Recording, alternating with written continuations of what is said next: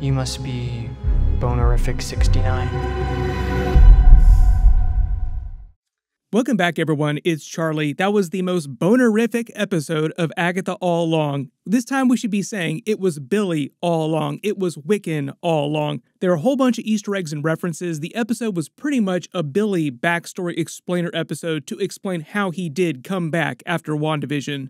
If you're brand new to the channel, be sure to subscribe to get all the episodes. We'll just start at the beginning and work our way through shot by shot, talk about Easter eggs, WTF moments, and all the foreshadowing, because there is a lot of stuff that they use during the episode to set up future movies and spin-offs.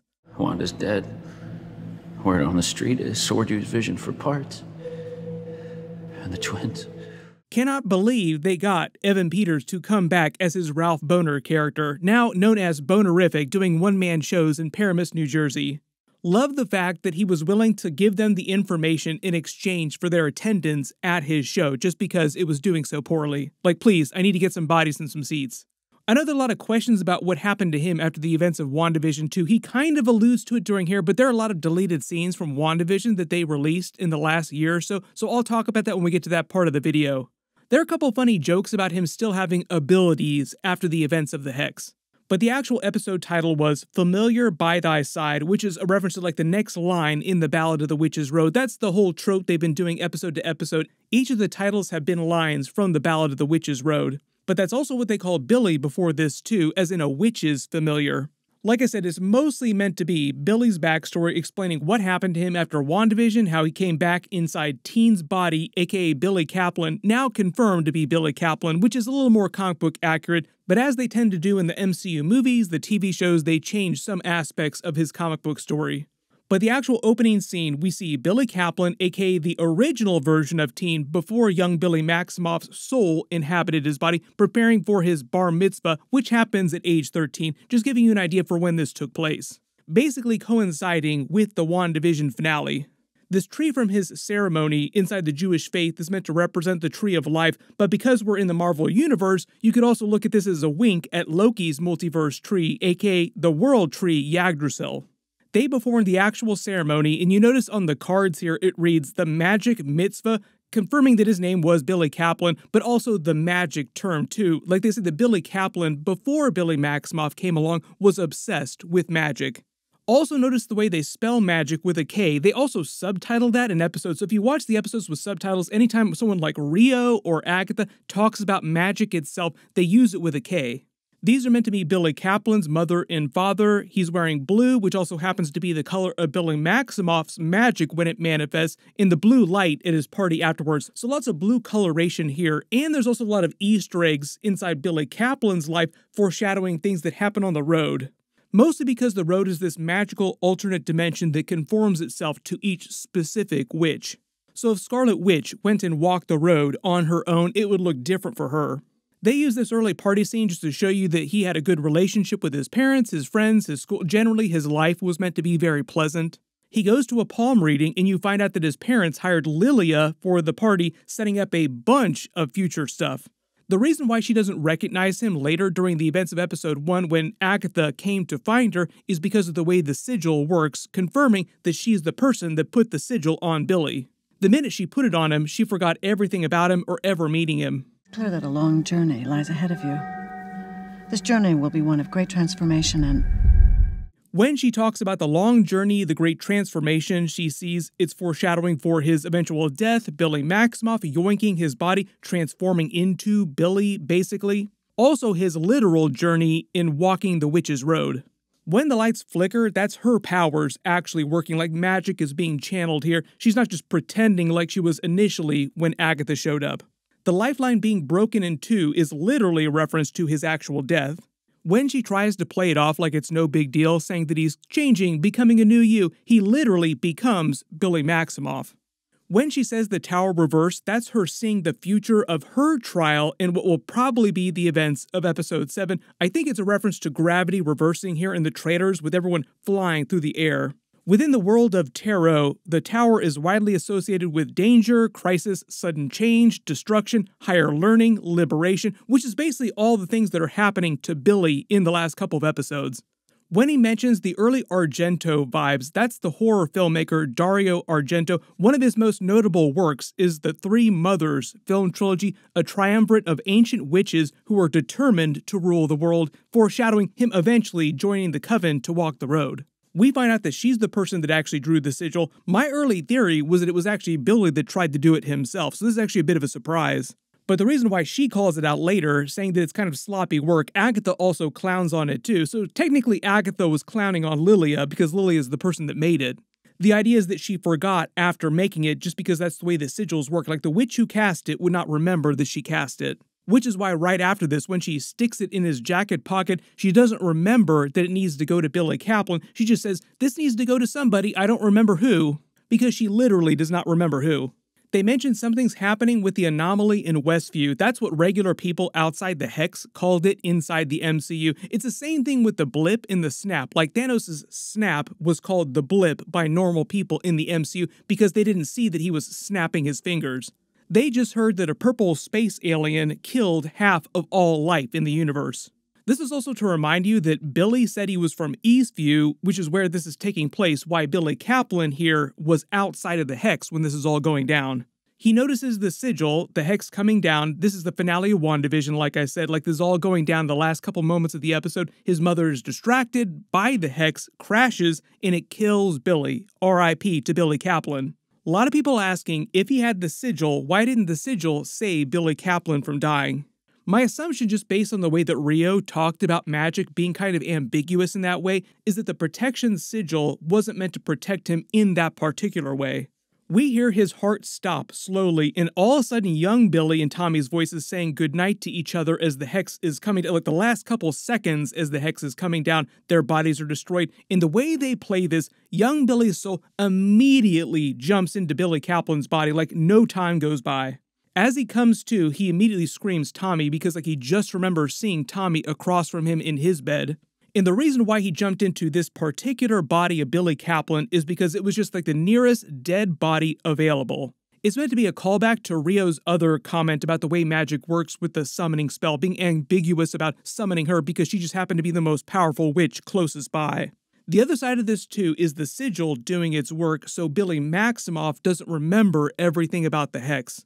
He just knows that he is not this Billy Kaplan person, but he doesn't fully have all of his old other memories too as Billy Maximoff. So he basically spends the next 3 years trying to figure everything out.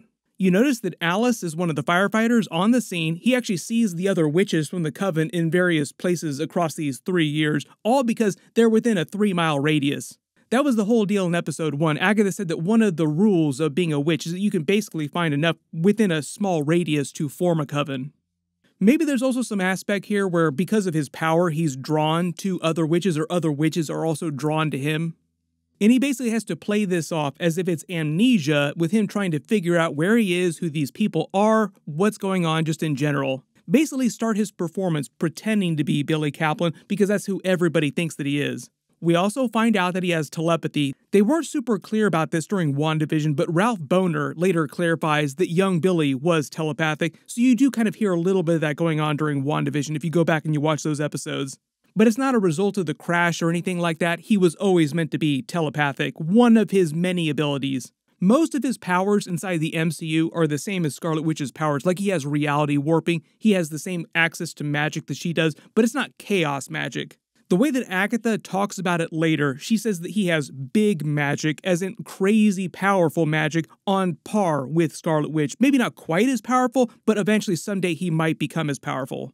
Notice when they go back, as they're trying to figure everything out, the dog immediately knows that it's not really Billy Kaplan, some sort of a sixth sense that animals have, I suppose. Inside Billy's room, you notice that Billy Kaplan, like I said, was obsessed with magic and a lot of fantasy-based tropes here all over the room. A lot of this looks familiar too because they're tropes that we see, things that we see inside the Witch's Road. Like he's got the Houdini posters, maybe he was a real magician inside the MCU too, like Houdini did actually have magic inside the Marvel Universe. The Mystic Rock poster is a reference to the story that he told Alice about his mother going to see Alice's mother perform the music. This poster in the middle also feels like a reference to the events of the Witch's Road and the things that are happening there. There's a Goofballs poster which feels like a Goonies parody. I don't know why they had to call it Goofballs instead of just calling it straight up Goonies. That's probably meant to be a reference to the Coven itself on their adventure through the road, like the Coven itself is kind of like the Goonies. This picture on the doorway of the woods seems like a depiction of the actual Witch's Road. The castle that he has sitting here nearby, probably a reference to the castle during Lilia's trial that they see. Then he starts practicing his disguise, playing it as if he is Billy Kaplan. We get the next time jump to 3 years later. He's got that boyfriend that texted him earlier. He shows him the sigil without really knowing what it is. They sort of set up the idea that he's trying to be honest with the people close to him about what's really going on and what he's trying to find out. And even though Agatha literally talks about it at the end of the episode, they start to foreshadow that he's trying to find out how to get his brother, Tommy, back. We go back to his room, which is full-on turned into this Charlie Day meme conspiracy board trying to learn what's really going on. They call the Hex an Avengers training exercise gone wrong, but Billy doesn't believe that. Like, oh, that's cute that you believe what they told you. That's just what the government inside the MCU told people that happened in Westview. Like, no, we did that on purpose. We notice he watches Jennifer's YouTube channel on the regular. She seems like she uses it to sell her skincare products, which we learned are actually bogus. Don't use those. They have all kinds of harmful chemicals in them. Then they watch a clip of the news from back 3 years ago of a recording of the WandaVision finale with the Hex coming down, and he spots Scarlet Witch's rune inside the Hex as she was busy fighting Agatha. This is where they start to clarify that he doesn't have Billy Maximoff's memories anymore because of the way the sigil is working. You also notice in the background too, zoom and enhance, there's a Carrie poster from the movie. That's meant to be a callback to the way that Rio clawed her way out of the grave earlier this season. Like I said, all over his room, especially early on too, you see Easter eggs, things that they do in the other Agatha episodes along the road. He notes that the people in Westview refuse to talk about the Hex and Scarlet Witch after it happened, which we learned about during episode 1 when Agatha starts asking questions like, no, we don't talk about Wanda. First rule of WandaVision, you don't talk about Wanda or the Hex. It's sort of like a Voldemort situation, like don't say her name. Then they set up the Ralph Bohner cameo scene. Cannot believe they got Evan Peters to come back. It was hilarious. Billy apparently found him on Reddit, claiming to be someone who used to live inside the Hex and just has information about it, literally used to live with Agatha Harkness against his will, which he jokes about later. She stole my house. Completely ruined the market value. But they basically play it off as if he's turned into a conspiracy nut because of what happened, and his username on Reddit is Bonerific69. Nice pick. So a lot of people asking what happened to Ralph Bohner after the WandaVision finale. There was supposed to be another episode of WandaVision, and they were also on top of that, once they cut it down to 9 episodes, there were a bunch of scenes that they were not able to film or they had to cut out from episode 9. One of those deleted scenes was meant to show you what happened to Ralph Bohner and how he escaped the Hex. There was a big action scene when he still had his Quicksilver powers. He was going to help Monica Rambeau, Billy, and Tommy, and they were going to get in a fight with Agatha's rabbit, which was going to transform into a full-blown demon. Senior Scratchy. It wasn't going to be a version of Nicholas Scratch. Senior Scratchy was going to be a demon in bunny form. But after that fight went down, he was meant to escape the Hex. You actually see him cutting his ankle bracelet off and then just hightailing it out of Westview. Apparently into Paramus, New Jersey, where he started his one-man show. But when they meet, he basically gives him the plot of WandaVision, what Scarlet Witch did with the different sitcom plots, just the general tropes episode to episode. And then on top of that, once Billy reads his mind, please don't ask about Agatha Harkness, he explains further how Agatha Harkness took over his life. If it wasn't clear, what happened is that Agatha Harkness followed Scarlet Witch wanting her power, so she just waited for an opportunity to do that and used Westview. She basically inserted herself inside Scarlet Witch's Hex spell, like she wasn't initially part of the Hex to begin with. When she did that, she basically just moved into Ralph Bohner's house and used her magic to transform him into that version and used him to gaslight Scarlet Witch to make her even crazier. That was why she was confused about her being her brother. Like, Pietro, is that you? Are you my Quicksilver? You don't really look like Aaron Taylor Johnson, but I guess you're my brother if you say you're my brother. That nice lady he held hostage in his attic was Monica Rambeau. He mentions Billy and Tommy as well, too, to set up the idea of Billy Kaplan, Billy Maximoff here, remembering that he is Billy Maximoff and remembering his brother Tommy. Like, oh, that's the thing that I was wondering about. My brother Tommy, that's what I need to find. All because the sigil made him briefly forget his brother Tommy. You also notice he mentions what happened with Sword, White Vision. He believes Scarlet Witch is dead, which is basically the events of Doctor Strange Multiverse of Madness, just to explain that inside the MCU, in present day here, everybody thinks that Scarlet Witch is dead. And part of the idea with Vision just kind of moving off into the distance is setting up the Vision series that we'll see in 2026. Like, he's still out there somewhere, but we don't know where or what he's doing because they're saving it for that TV show. This tees up Billy's research into Agatha Harkness while he listens to Lorna Woo's version of the Ballad of the Witch's Road. The reason why there's no immediate search results for Agatha Harkness in the MCU is because she used her magic over the centuries to stay hidden, and in the digital age, like the creation of the internet, that just continues in that form. But eventually he starts seeing references to the Salem witch trials, Agatha's supposed history, people who also troll these different forums in the Wikipedias here, this other witch-specific version of Wikipedia. And he starts seeing Agatha across the centuries, across the last 100 years or so too. Don't know who this Warlock username person is. You can let me know in the comments. Is it Wong? Is it like one of the other characters? It feels like Wong or Doctor Strange wouldn't be posting on these forums though. This seems like her in the 1800s. We'll see that in some future flashbacks, either episode 7 or episode 8, maybe even episode 9. We'll get more Agatha flashbacks just in general. We find out that she was there when the Hindenburg crashed. They imply maybe she had something to do with that, like maybe she caused the Hindenburg to crash. She was also at the Titanic when it sank. Maybe she also caused it to sink. They even imply that she was in a relationship with Dolly Parton at some point. The Jolene song, quote-unquote, about a love affair was really about her.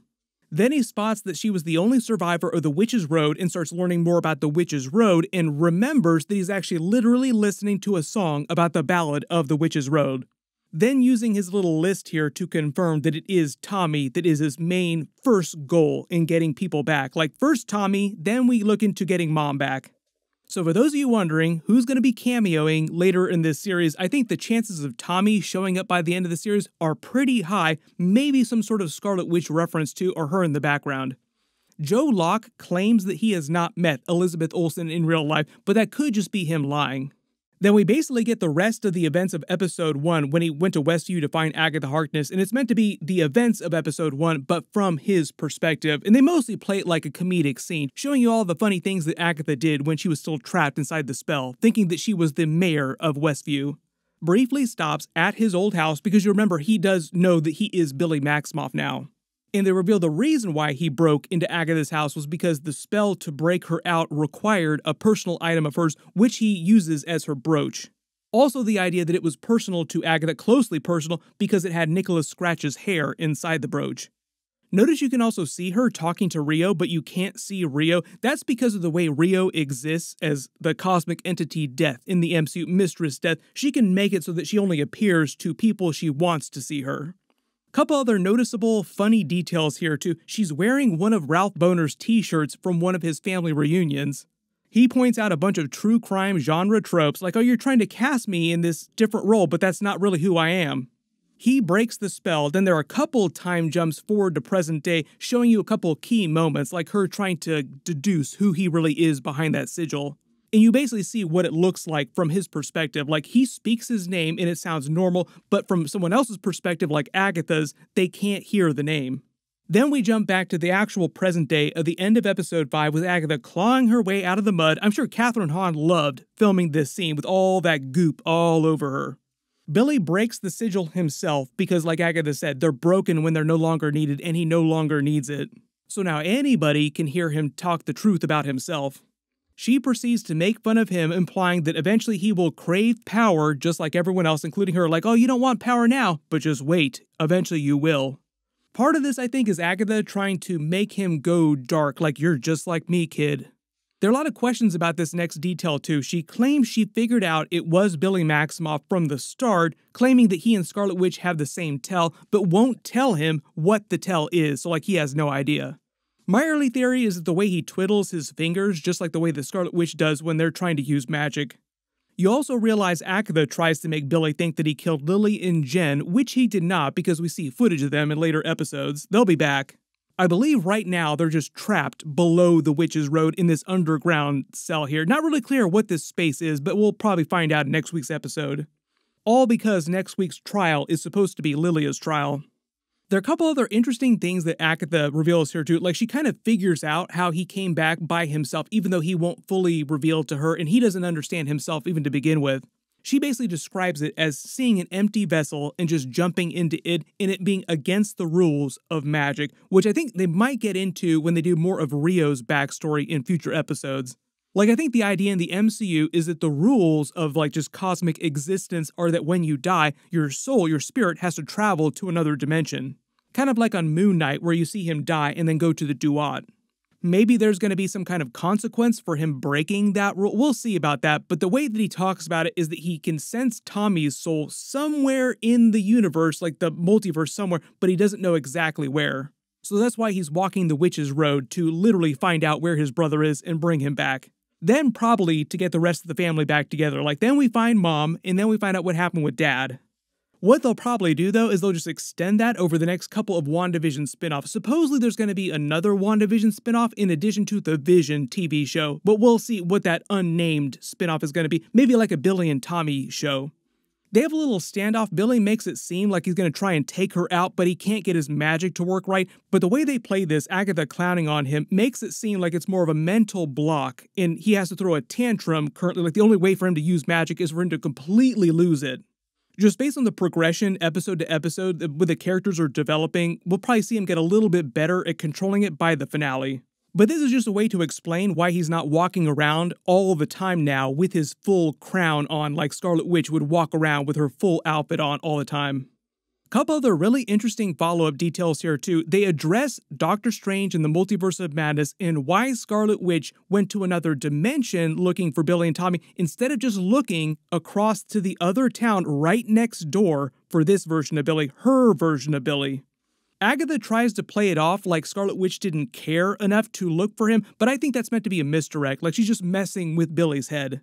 In reality, the reason why you didn't see Scarlet Witch searching in Eastview for that version of Billy, because she probably would have been able to sense him, was just because they didn't know they were going to be doing this plot when they actually filmed Doctor Strange Multiverse of Madness. They wrote the events of that movie when they were writing WandaVision, so this was long before they ever conceived of doing the Agatha TV show. So like, all this plot was created after Doctor Strange Multiverse of Madness was done. So it's them sort of dealing with those continuity issues, like, wait a minute, why didn't she just look over across to the other town? Also, one of the problems they ran into with like the plot jumping back and forth between WandaVision and Doctor Strange Multiverse of Madness and now Agatha is that it was different people making all those different things. Like, the person who created WandaVision is also the person who ran Agatha all along, but the people that did the movie, completely separate group that were not really talking with the people that did WandaVision or watching those episodes. Generally, that causes a lot of chaos behind the scenes when you're trying to make everything connected. Agatha then references Robo Papa, aka White Vision. We don't know where he is, but that's meant to be a teaser for the Vision TV series in 2026, like I said. They'll explain that during that show. Also expecting to see Tommy on that show too. There's another funny moment with Agatha getting his name wrong too. She calls him Toby, which she's been doing to Mrs. Davis all season long, just keeps calling her Mrs. Hart. There was even the joke with Mr. Shart during episode 5.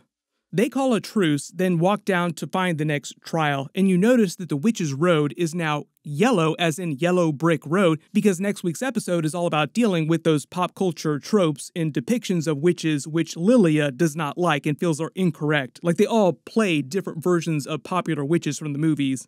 Overall, I felt like it was a pretty solid episode, gave us a lot of backstory, confirming a lot of fan theories about how Billy actually came back. Most of this I had figured out, but there were a couple details that I was surprised by. Everybody post all your reactions in the comments below, and if you did spot any specific Easter eggs or references that I didn't talk about in the video, just write them below in the comments.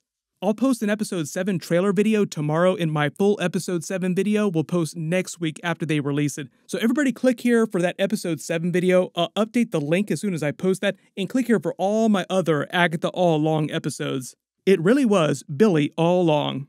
Thank you so much for watching, and I'll see you guys in the next one.